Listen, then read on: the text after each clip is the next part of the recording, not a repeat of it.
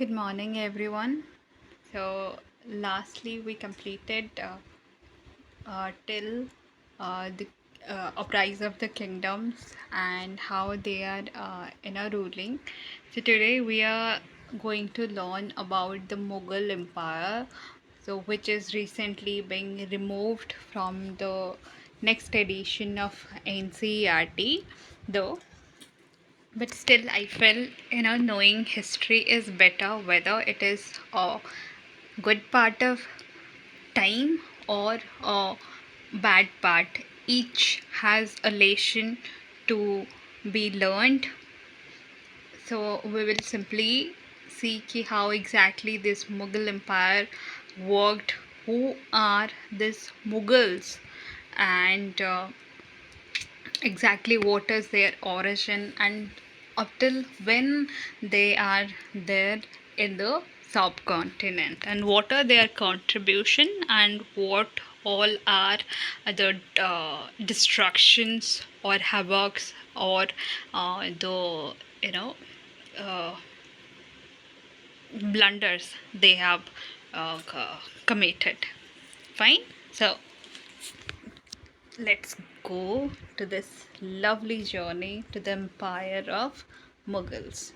And a little bit information during this period of Mughals, uh, the economy of India, or the GDP of India, is 24% of the world's GDP. That means this subcontinent, which is the Indian subcontinent, this whole part of Indian subcontinent, along with your uh, uh, occupied parts of Mughals, or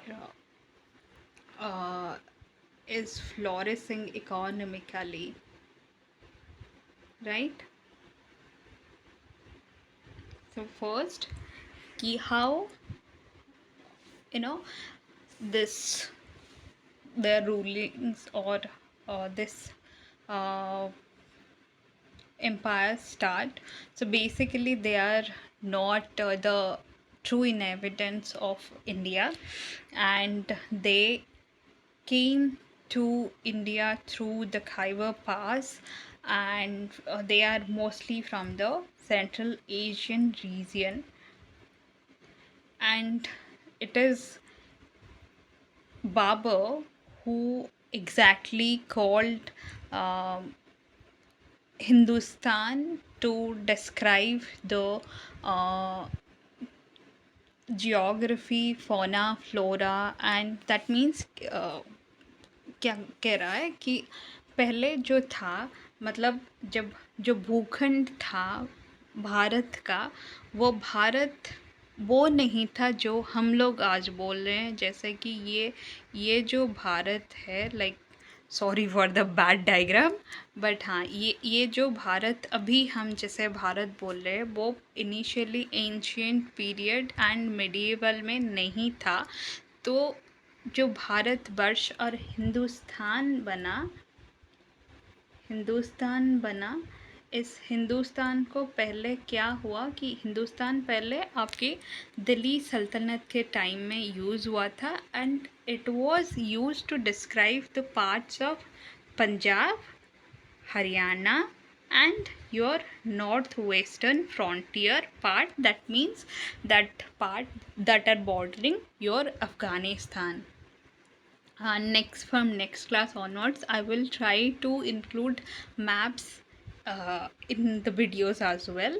Uh, so basically, the first time Hindustan is used in Delhi Sultanate time, and Babur is the one who used this Hindustan to address the subcontinent's geography, its flora, fauna, that is the diversity, and the culture of people. And hence it led to what we call today is the Indian subcontinent. Fine. चलिए देखते हैं कि यहाँ पर क्या mention है आप लोगों के चैप्टर में। ओके, चलो।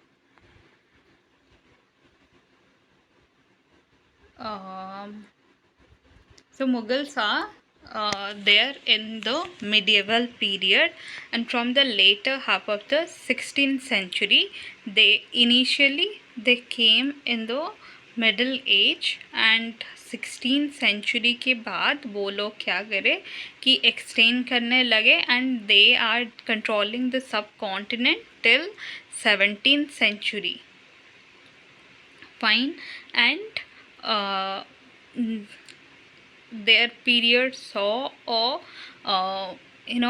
Increase in architecture. क्या हुआ था कि इन लोगों ने ना कि हमें रूल किया, पर हम लोगों का जो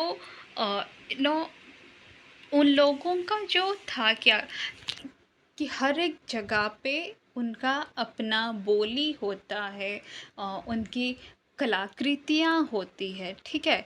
तो जब मुग़ल आए थे उनके साथ में उन लोगों का तौर तरीका रहने का, वो लोग उन लोगों का जो बिल्डिंग था वो सब कुछ लेकर आए थे. तो वहीं सब छाप जब वो इतने साल रहे, लाइक वो लोगों का स्टार्टिंग हुआ 1520 अराउंड, एंड एंड हो गया कब तक, कंप्लीटली एंड हुआ आपका सिपाही म्यूटिनी के बाद तक. तो हालांकि जो पीरियड था, क्लाइमेक्स पीरियड था, वो टिल 1707 तक था. तो तब तक वो लोग एक स्ट्रॉन्ग कंटेंडर और एक शक्तिशाली दावेदार हिंदुस्तान का रहे. तो उसी समय पे उन लोगों का लाइक एडमिनिस्ट्रेशन, इकोनॉमी, हर तरह से वो लोग, उनका साम्राज्य फल फूल रहा था. इसीलिए उन लोगों ने क्या किया, अपना पावर दिखाने के लिए, जैसे पहले चैप्टर में दिखाया गया कि जो राजाएं थे वो लोग क्या करते थे कि अपना वर्चस्व दिखाने के लिए फोर्ट्स बना लिया करते थे, मंदिर बना लिया करते थे. ये हमारे राजाओं का था. तो अब जब मुगल्स आ गए तो वो भी क्या करेंगे, वो लोग वही करेंगे कि अपना जो आर्किटेक्चरल स्टाइल है कि देखो हम लोग यहाँ पे हैं, हमारा वर्चस्व है, वो दिखाने के लिए वो लोग कंस्ट्रक्ट करेंगे. And that's how they left with us some legends or marvels of architecture, like your Taj Mahal, Red Fort, and there is this Fatehpur Sikri Fort, and other structures as well, like your Humayun's tomb. ठीक है. So this is the Red Fort. I hope you all people know that it is the Red Fort of India. And now comes the question ki who exactly are the Mughals. So Mughal are the descendant of your Genghis Khan, and he is a Mongol ruler of your China and Central Asia, and from father's side they are from Timur. And Timur is someone who ruled over Iraq, Iran, and the modern day Turkey. Basically, after Afghanistan up till your West Asia, the whole part is being ruled by this Timurid dynasty. Fine. तो हम लोगों ने क्या देखा कि जो Mughals थे वो लोग दो ग्रेट लीनेज की क्या बोले सम्मिश्रण था. उनके पास दो ग्रेटेस्ट लीनेज का जीन था. एक था चेंगीज़ खान, जिन्होंने चाइना के साथ साथ सेंट्रल एशिया के ऊपर फतेह हासिल करी हुई थी. एंड फादर के साइड से तैमूर थे. एंड तैमूर इज़ समवन जो इराक, ईरान एंड टर्की में रूल करे थे. एंड वो भी काफ़ी भयानक माने जाते हैं. ताकतवर एंड भयानक माने जाते हैं अपने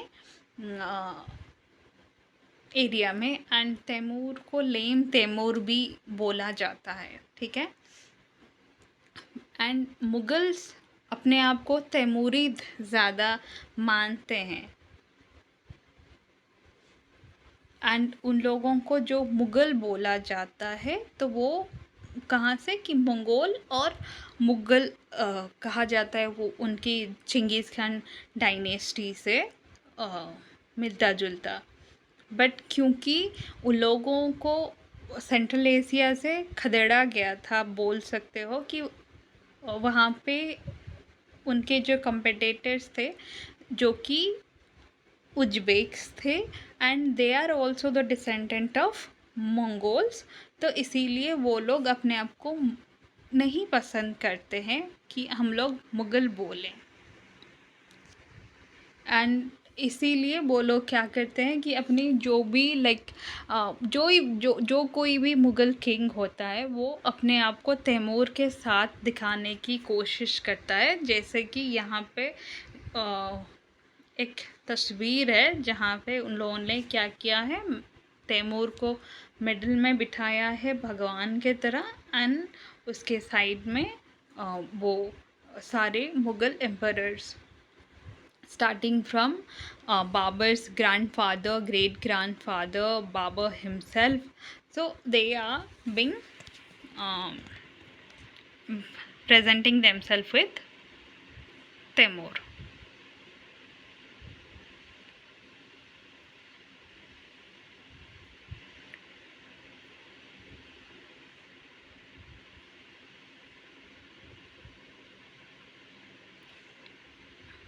And next comes ki how this Mughal came to establish their dynasty in India. So Babur was the first Mughal emperor who succeeded to the throne of Fargana,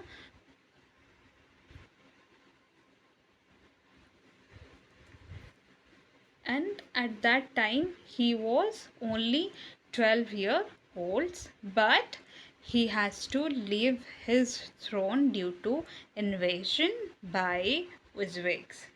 Fine. तो क्या हुआ कि सेंट्रल एशिया में एक reason है Fergana valley करके, जिसमें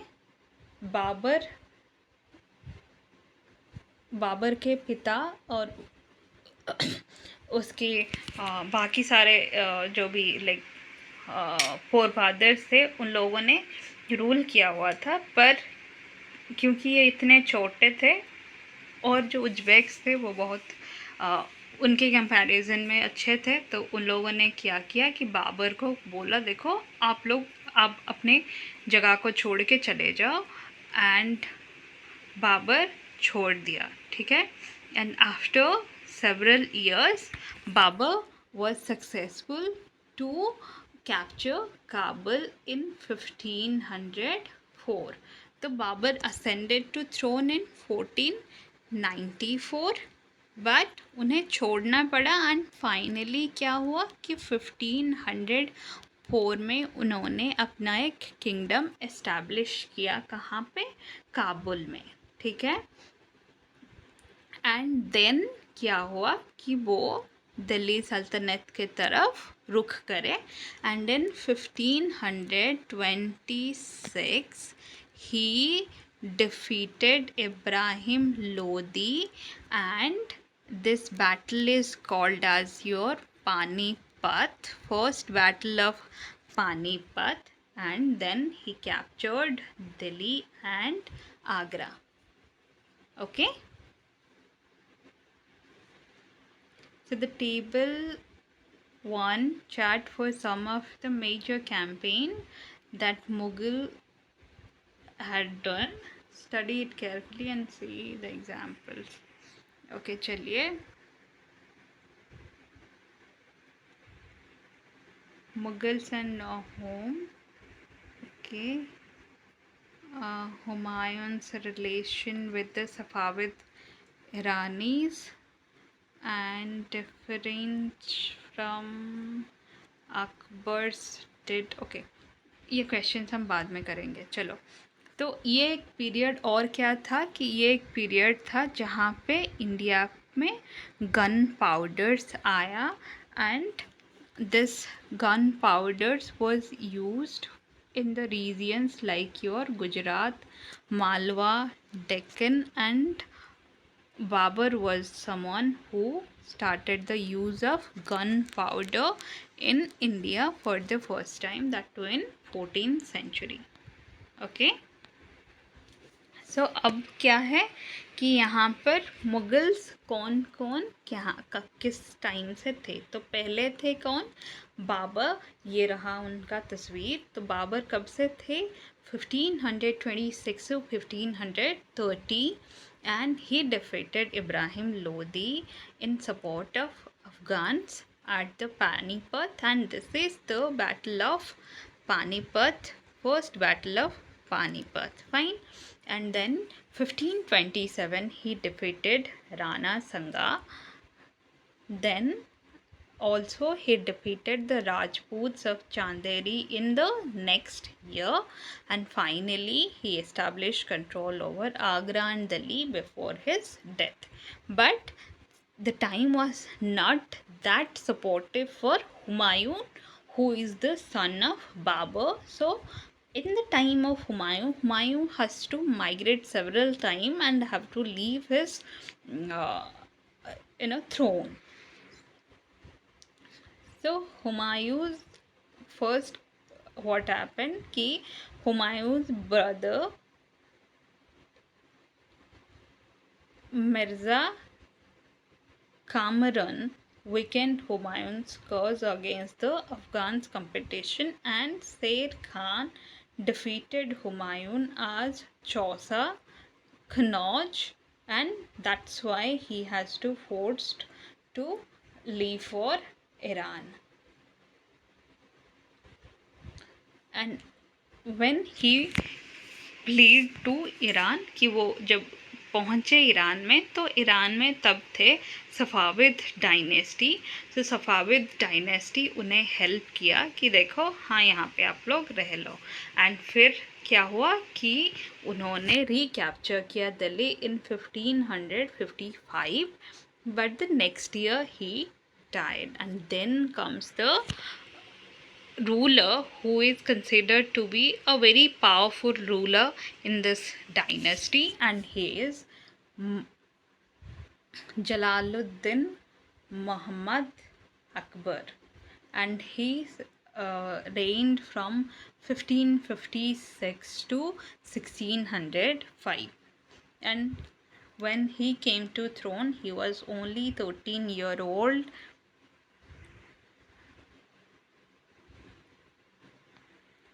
Fine. And वो जो भी थे मतलब मिलिट्री के टर्म में, उन्हें बैरम खान ने टीच किया था, and he has like several military campaigns against Malwa, Gondwana, plus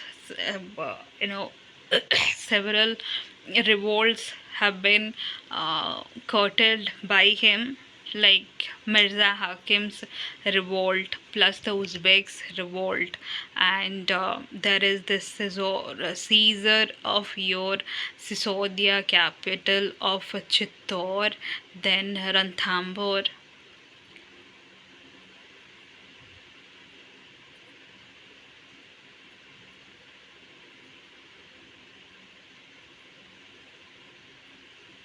Also, he is the one who started the campaign for Deccan and annexed some part of it, like your Ahmednagar, Khandes. But क्या हुआ कि जब उनके last मतलब जब वो बूढ़े हो गए, ठीक है, तो अकबर का जो खुद का बेटा था, जो कि प्रिंसेस जोधा से उन्हें मिले थे, तो वो क्या करे कि उनके खिलाफ बगावत कर दिए। एंड उसके बाद Prince Salim ascended to the throne and became the Emperor Jahangir. And Jahangir's reign, he stayed from 1605 to 1625, and uh, during his time he uh, accept like there is the not much military campaign happened, and during his period there is this uprise of your art and culture in a much good way, uh, like that of your Akbar's time. And Akbar time not only say expansion of territory, but also there is expansion in terms of agriculture, leading to hike in their economy, as well as Akbar is interested in religion, architecture, so there is also growth in that field as well. And after Jahangir, um, Prince Khurram become the future emperor, who is the most known emperor of this kingdom, that is Jahangir, who built Sahajan, who built the uh, Taj Mahal, and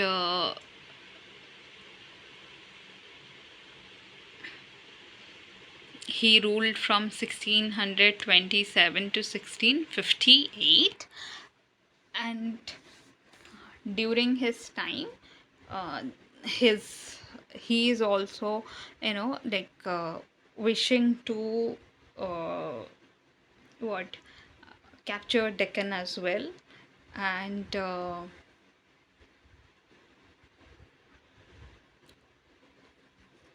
there are campaigns, for example your Ahmad Nagar, then the seizure of Balak, and uh, the they lost Kandahar to the Safavid dynasty, and in 1632 Ahmednagar was finally annexed, plus Bijapur के साथ वो लोग क्या करे, सुलह कर लिए. And finally Jahangir's son, that is Aurangzeb, उन्होंने क्या किया कि दारा सिखों को मार डाला, और जहांगीर के बाद खुद राजा बन गए, और जहांगीर को क्या किया, नज़रबंद करके कैद करके रख लिया till his end. Fine. And then comes your Aurangzeb. So Aurangzeb's time is when there is much more military expeditions, and he finally have control over most of the Deccan area, and there is struggle with Shivaji, and there is campaign to defeat the Ahoms, and also he is the one who defeated Ahoms in 1663. Uh,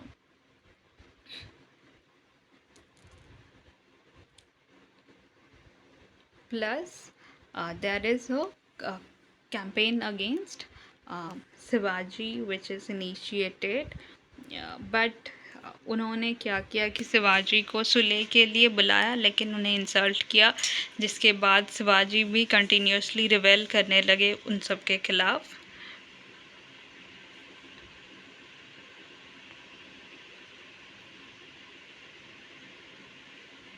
And after Akbar's अच्छा, there is another prince, that is Prince Akbar, जिन्होंने औरंगजेब के खिलाफ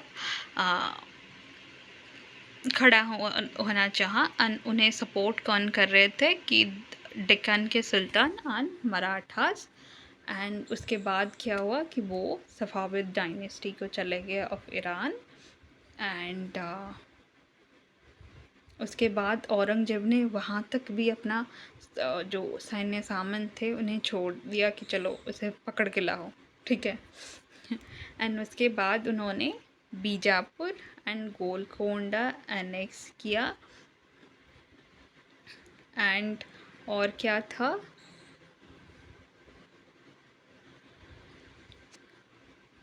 उन लेकिन हाँ, एक चीज़ हुआ कि 1707 में Aurangzeb died, and after his death there is chaos in the dynasty because of certain socio cultural reason as well as economic and military reason. For example, कि Aurangzeb has a like extremist view कि he is intolerant to Hindus.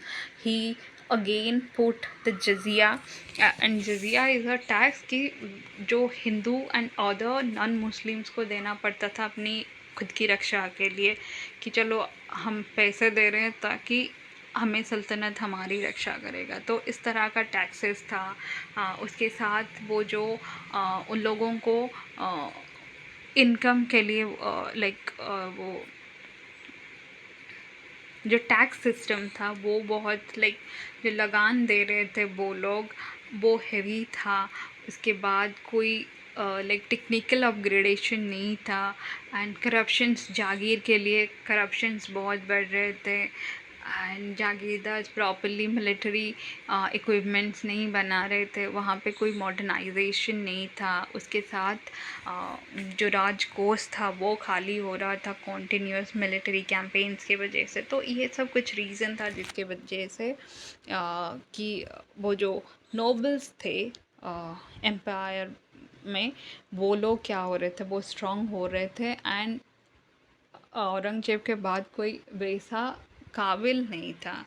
तो जिसके लिए क्या हुआ, chaos हो गया, मतलब भाग दौड़ चली कि कौन होगा, ठीक है।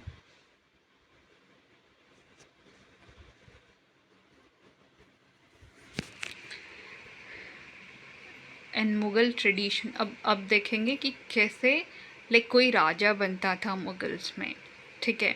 तो मुग़ल्स में ये नहीं था कि जैसे आ, हमें दिखाया जाता है महाभारत में कि देखो युधिष्ठिर जी बड़े हैं तो वो क्या करेंगे, थ्रोन संभालेंगे, वो आ, ये उनका अधिकार है। पर यहाँ पे क्या है मुग़ल ट्रेडिशन में कि जो सबसे ज़्यादा केपेबल है वही इनहेरिट करेगा थ्रोन को, ठीक है। And it is a custom which is of तैमूरिद custom.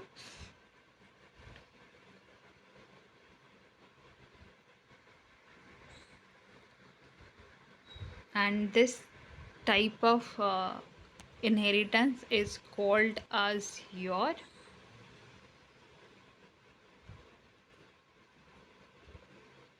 corpus।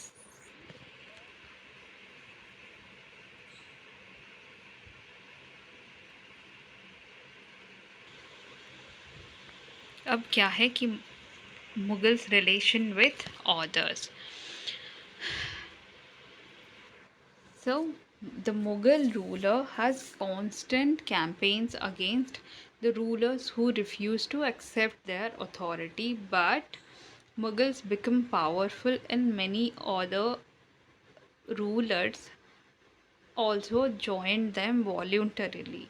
For example, Rajputs, right? And Mughal sometimes have marital alliances. For example, Jahangir's mother, like Jodha Bai, he was a Kachwaha princess and a daughter of Raja Bharmal, and that's how it goes.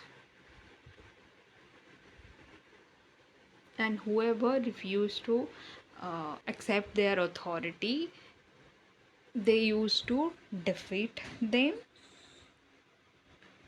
and then they are honorable treated by the Mughals and given their land back as assignments, ठीक है। तो वतन जागीर बोलते थे उस। Next is मान सावधारी and Jagirdar. So as they conquered, there is expansion in the regions, they are upholding. And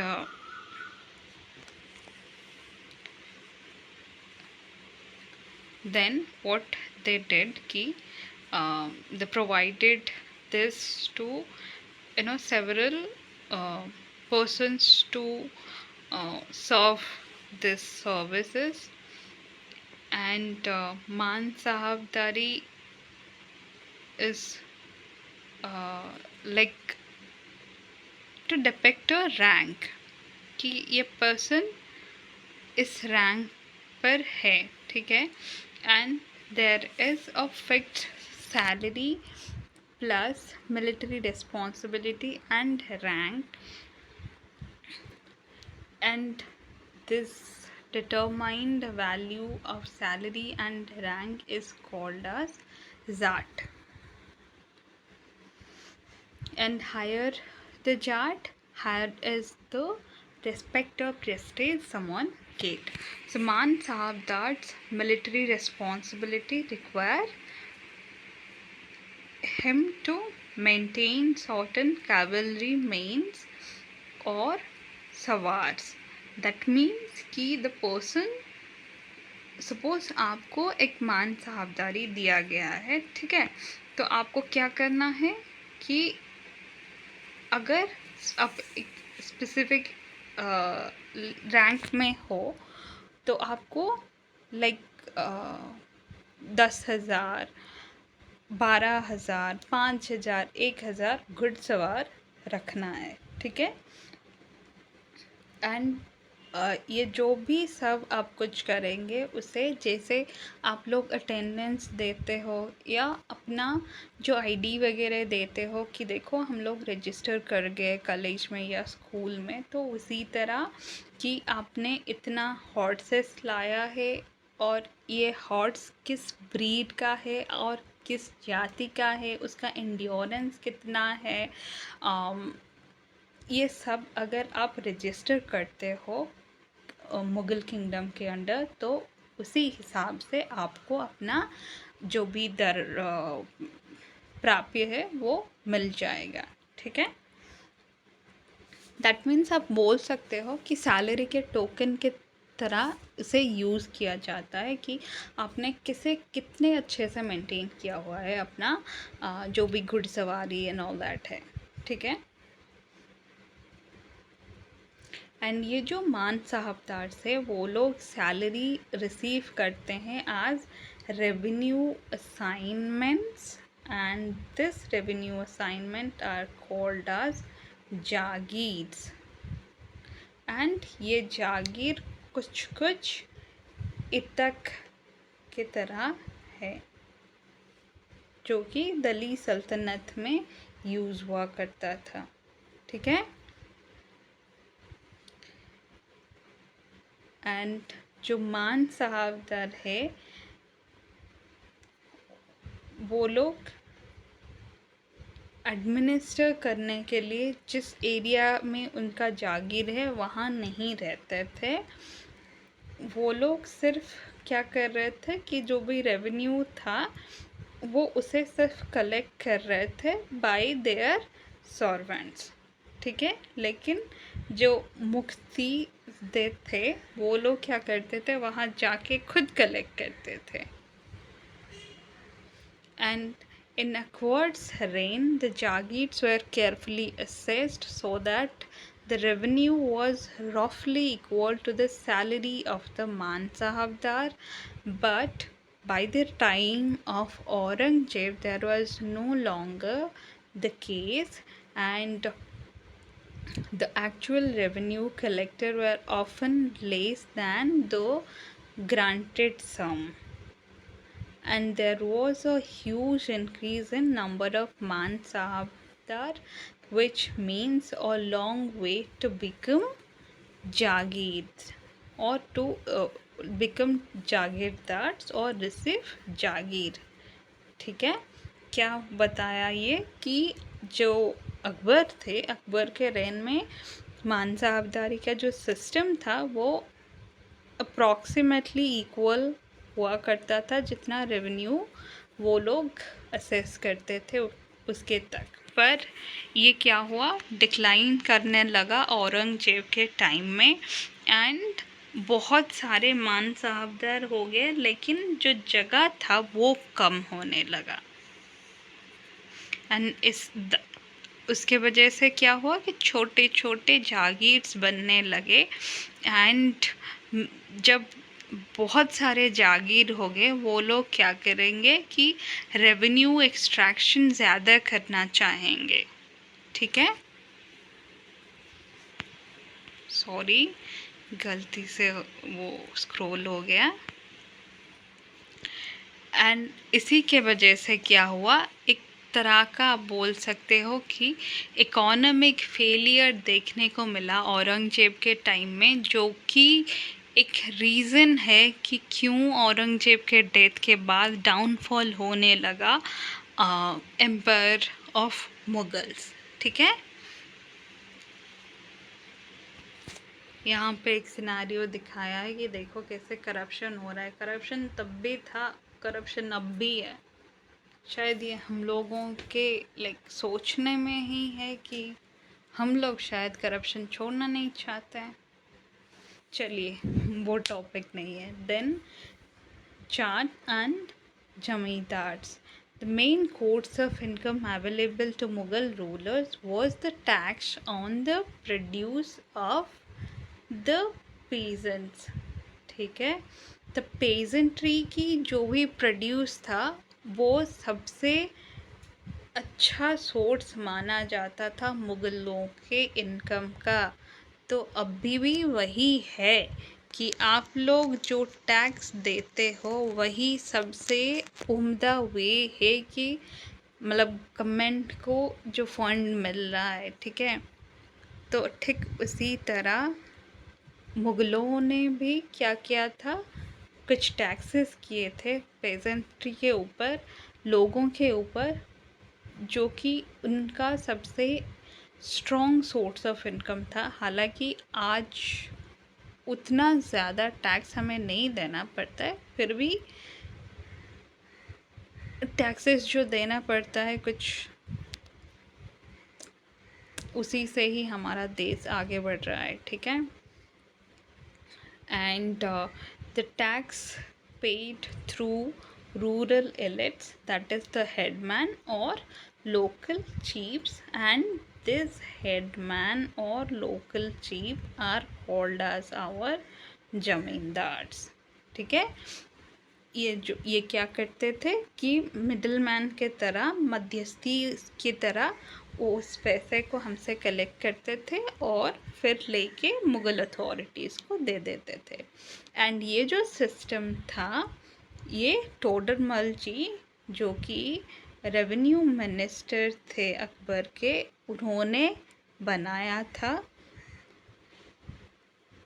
and उन्होंने क्या किया कि केयरफुली सर्वे करे first crop land price and वो एरिया कितना कल्टीवेट होता है, क्या होता है, हर वो डाटा कलेक्ट किए और उसके बेसिस पर उन्होंने टैक्स रेट फिक्स करे। एंड इसी के हिसाब से हर एरिया को उन्होंने एक रेवेन्यू सर्कल में डिवाइड कर दिया, एंड उस जो रेवेन्यू सिस्टम बनाया उन्होंने उसे जावत करके कहा गया।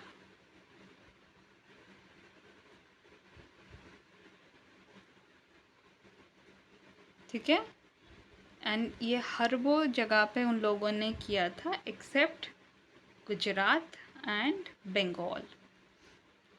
एंड और कुछ एरिया थे जहाँ पे ज़मींदार कर रहे थे ये सारे पावर। एंड इसीलिए क्या हो रहा था कि जब वो ज़मींदार मतलब पावरफुल हो जा रहे थे उसी लोकल एरिया में, वो क्या कर रहे थे कि मुगल्स के अगेंस्ट खड़े हो रहे थे और मुग़ल अथॉरिटी को चैलेंज कर रहे थे रिवोल्ट करके कि देखो हम लोग इतने पावरफुल हैं। ठीक है, बट हाउएवर यही कुछ चीज़ें थी जो मुग़ल के बाद रीजनल एम्पायर्स डेवलप करने में मदद मिली। सो आईन अकबरी एंड अकबरनामा ये दो किताबें हैं जो अकबर के टाइम का एडमिनिस्ट्रेशन और हिस्ट्री बताता है और जानने का सोर्स है। सो उसे लिखा किसने था? Akbarnama, written by Abul Fazl. So Akbarnama जो है वो 3 वॉल्यूम में आता है। तो पहला जो था वो क्या करता है कि अकबर का फैमिली, उसका जन्म, उसका कुंडली बताता है, ठीक है।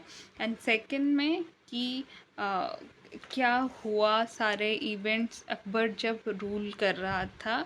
And third volume is the आईन अकबरी, जो कि अकबर का एडमिनिस्ट्रेशन, आर्मी, रेवेन्यू सिस्टम्स और उस समय का जियोग्राफी, उसका एम्पायर का कैसा था वो बताता है, ठीक है। याद रख लीजिए, शायद आपको क्वेश्चन आ जाए एग्ज़ाम में कभी शॉर्ट में। And now we will look into कि अकबर का पॉलिसी क्या था, ठीक है, जो कि आईन अकबरी में मोस्टली मिलता है। सो अकबर के टाइम में उन्होंने क्या किया, काफ़ी बड़ा एरिया कैप्चर किया था। तो वो जैसे हम लोगों का स्टेट है, उन्होंने वैसे प्रोविंसेस बनाया जिसे वो सूबा कहते थे। And this are governed by subedars who carry out both political and military functions, and each province also had a financial officer or diwan. And for peace and order maintenance, there is this subedar in support of other officials, ठीक है। तो ये क्या किए कि पहले जो भी प्रोविंस था उसे सूबा बोल दिए, एंड वहाँ का जो पॉलिटिकल एंड मिलिट्री अफेयर संभालेगा उसे सूबेदार बोले।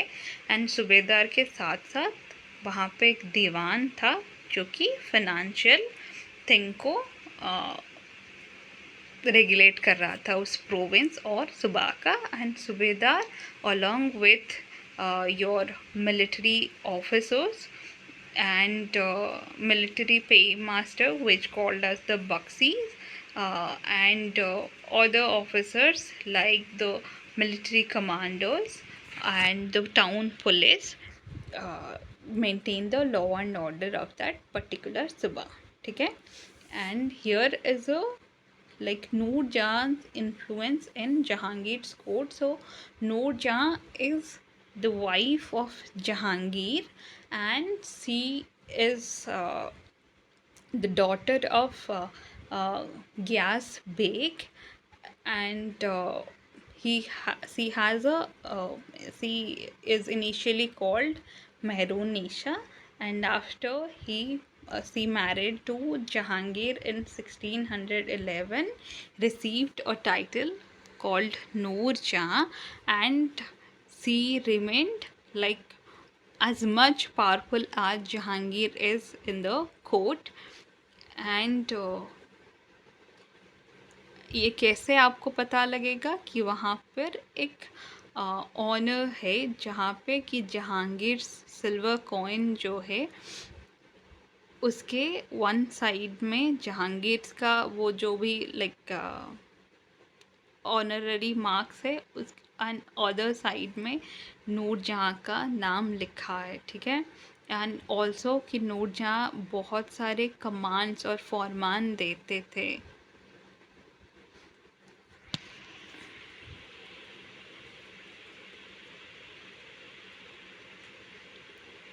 And next, the Akbar's noble commanded large army and has access to larger amount of revenue. While they were loyal to the empire, functioned efficiently. But the end of 17th century, many nobles had built their independent network, and their loyalty to the empire weakened by their self-interest. And Akbar has, while Akbar was at Fatehpur Sikri in 1570, he started discussion on religion with ulemas, Brahmins, jurists, and the Zoroastrians and this discussion was there taken place in Ibadat Khana. He was interested in religion, social customs of different people. Akbar's interaction with people of different faith made him realize the religious schools who emphasize on and ritual dogma rituals and dogmas were often bigots. So, bigot in the sense कि it is the intolerance of one person against another person's religion. So, their teaching created division and disharmony among his subjects.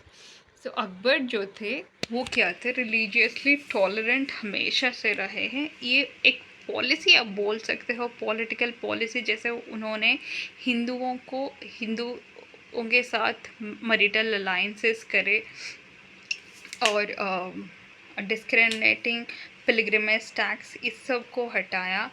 एक political move था, but फिर भी उन्हें इस philosophy में भी interest था, जिसके वजह से वो क्या कर रहे थे कि हर रिलीजियन को जानना चाहते थे. एंड वो डिस्कशन को जहाँ पर होता था उस जगह को वो इबादत खाना बोलते थे. एंड फाइनल कंक्लूजन्स ये था कि ये जो भी था, लाइक रिचुअल हो, डॉगमास हो, वो क्या कर रहे हैं कि एक दूसरे को ईच अदर के खिलाफ खड़ा कर रहे हैं. ठीक है. एंड इसीलिए क्या हुआ कि अकबर ने यूनिवर्सल पीस और सुलह कुल का आइडिया उनके मन में आया. That means this idea of tolerance कि there should be complete absence of discrimination between peoples of different religion in his realm. ठीक है. And he focused on honesty, justice and peace for his kingdom particularly.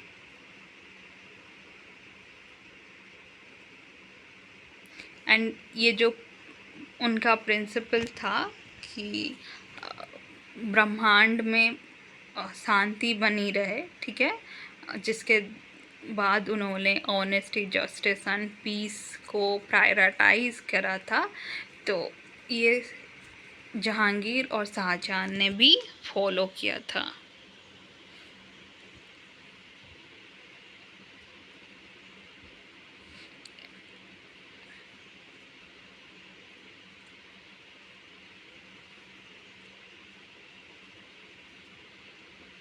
And अब क्या है कि औरंगजेब के बाद क्या हो गया. ठीक है. The administrative and military efficiency of Mughal Empire led to greater economic and commercial prosperity. International travelers describe the fable land of wealth, but these same visitors were also appalled at the state of poverty that existed side by side with the greatest appliances. The inequalities were glaring.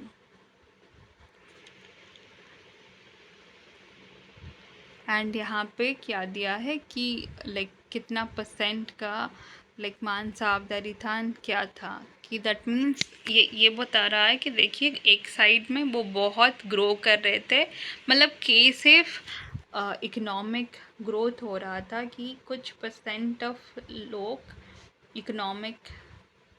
सिर्फ economic growth हो रहा था कि कुछ percentage का लोग थे जो लोग बहुत रिच थे एंड कुछ परसेंट के लोग थे जो रिच थे. तो पुअर ज़्यादा, या जो भी पुअर थे बहुत गरीब थे, जो रिच थे बहुत रिच थे. इस तरह का कुछ सिनारियो था. एंड जो भी मुग़ल एम्परर हो गया, उनका मान साहबदार हो गए और सैलरीड पर्सन हो गए, वो लोग क्या कर रहे थे, बहुत एक्सपेंडिचर कर रहे थे for like their luxuries and all that. And the scale of revenue collection left in the hand of primary producers, for example, your peasants and artisans. And these are the poorest among the society. And ये हमेशा से शायद होता रहा है कि like जो सबसे ज़्यादा मेहनत करता है उन लोगों के पास बहुत कम हो रहा है. एंड यहाँ पे क्या हो गया कि इस सब के बीच में एक क्लास आ गया, एक वेल्दियर पेजेंट्री क्लास, और जो कि ट्रेडर्स एंड आर्टिजन्स थे, which lead to the creation of another class, that is the merchant bankers.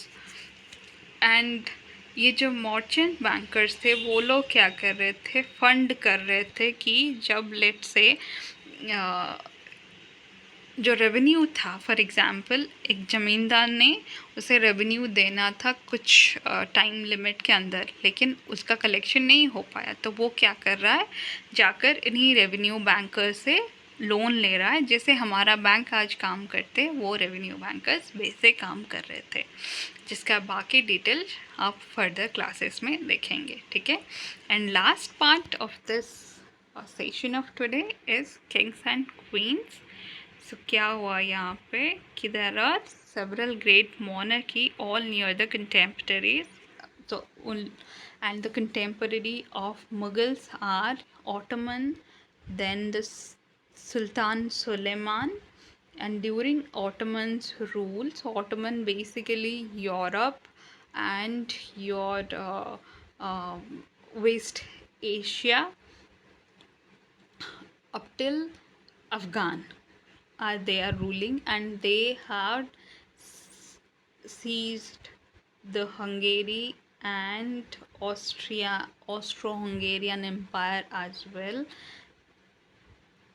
and Africa, much of North Africa, Morocco. All these are the Ottoman authority. Like, and Suleiman also constructed the Ottoman navy. Okay. And it dominated over the eastern Mediterranean and brought the navy into competition with the Spain's. In Arabian Sea, it is challenging the Portuguese. Okay, so this is it. Have a good day. Thank you. Bye bye.